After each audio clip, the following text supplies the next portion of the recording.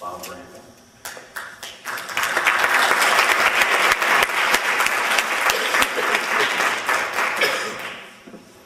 Good afternoon.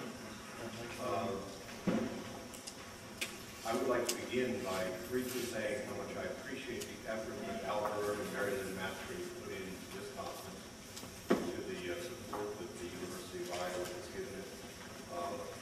It's both exhilarating and distressing to see where we're at.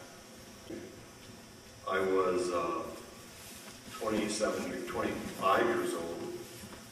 I was on the verge of going blind. The best of modern medical treatments were not halting the progress of my disease. And the idea that a weed that I associated with pleasure was somehow going to help to prolong my sight struck me as fanciful. The delusion of despair. For the next 6 months, I underwent sort of trial and error, very informal. On days I had marijuana, I would not have tricolored halos. On days that I didn't have marijuana, I would have tricolored halos. On days when I had tricolored halos and obtained marijuana, I would smoke, and within 45 minutes the halos would go away. It was quite clear to me that marijuana had medical value. I think this is an important point. The therapeutic applications that we are talking about in glaucoma, in spasm control, in nausea and vomiting control, these are not discrete and elusive effects.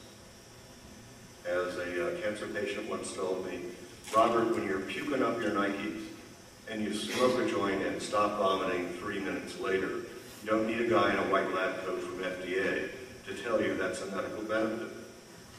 These are transparent, not elusive. I began using marijuana medically. I did not inform my doctor. I did not run into the street to announce my great discovery.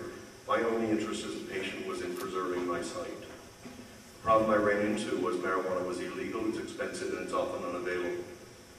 To compensate for that, I grew a small number of marijuana plants on a sun deck in downtown Washington, D.C. The plants were quite lovely. I last saw them, they were 6 feet tall. And I went on vacation and came home to find that someone had stolen my marijuana plants and that the thieves had left a search warrant. So I turned myself in for arrest, hired some attorneys, and they said, Robert, did you grow the marijuana? I said, of course I grew marijuana. And they said, well, then you're guilty. I said, no, I had a medical reason for growing marijuana. And they rolled their eyes. They had never heard of marijuana being used medically. And said, you'll have to prove that. Within a week, I lived in Washington, D.C. It was easy for me to fall into the bureaucracy. And based on leads I had picked up from people at Normal, newspaper clipping, I began calling into the federal government to find out some answers. And 3 out of 5 people I called at FDA and DEA, I would simply say, hi, my name is Bob Randall. I've just been arrested for growing marijuana and I have glaucoma. 3 out of 5 people stopped me and said, oh, it's good that you're using marijuana. We have studies to show that that's helpful. What I found out is that the federal government had known serendipitously, as I found out, in 1970 that marijuana could lower intraocular pressure.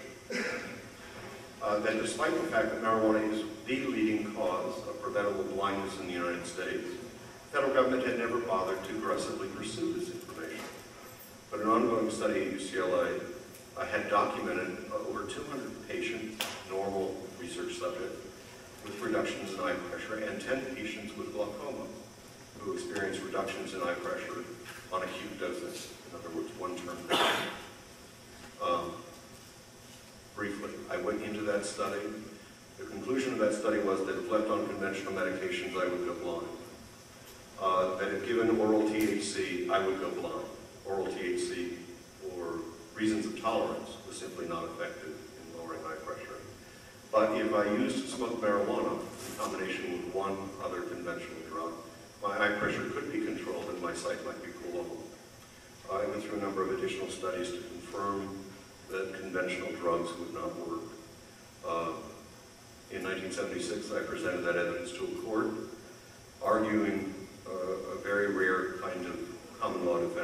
necessity. I argued that any sane person who knew they were going blind, who knew that marijuana could prevent them from going blind, would break the law to obtain marijuana, and that activity was not criminal, but an act of self-preservation. The courts agreed, and through another complicated procedure, which we don't need to go into, I began receiving legal access to marijuana for the treatment of my glaucoma. I was the first person in the United States to receive such treatment. The Japanese have a saying, the nail that sticks out gets pounded back. 1977 was a very difficult year. I would speak out about my medical use of marijuana, and I would have an intense bureaucratic reaction. Finally, the government decided to simply terminate my access to marijuana. It wasn't that they didn't believe it worked. It was simply they didn't want to deal with it. Actually, one very high-ranking United official took me aside and said, "Robert, you can smoke marijuana for the rest of your life.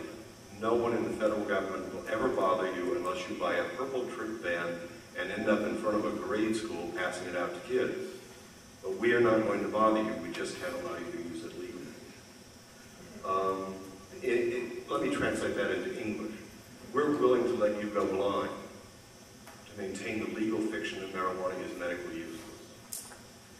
I sued the federal government, and that's too complicated to go into. But essentially, within 24 hours of filing the lawsuit, the government requested a settlement. Under the conditions of that settlement, agreement, understanding, whatever you want to call it, something called the Compassionate I.N.D. program was created. It allowed for the therapeutic use of a non-marketable product in the United States for the first time. In particular, it allowed me to have legal access to marijuana on the basis of a prescription written by my physician, which would be honored by a designated pharmacy. I have used marijuana under those medical conditions for the last 22 years. My prescription has remained constant over those 22 years. I have been constantly monitored by an FDA-authorized physician.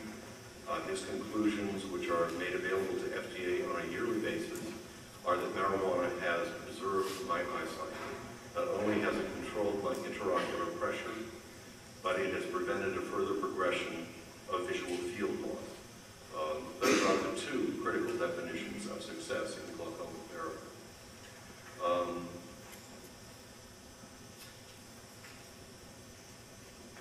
Now, in the time that I have benefited from this, and my sight has been prolonged, 250,000 Americans, at a minimum, have lost their sight to glaucoma.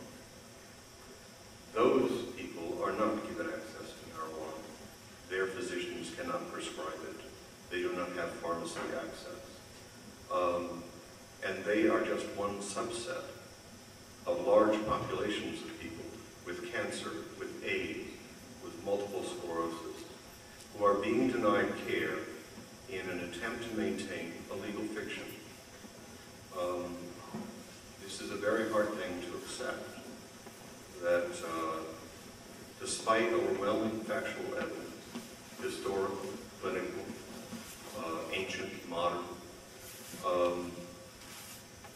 there is simply a process of denial within the federal government by unelected bureaucrats.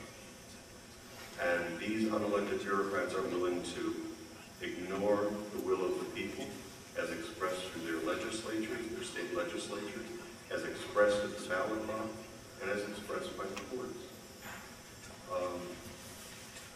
Now, I'm a rationalist. I honestly believe that facts matter. The obvious fact of a thing does not change the nature of power. And as long as those people in power choose to ignore the facts and are not made to heed to the facts, patients in this country will not have legal access to marijuana they need.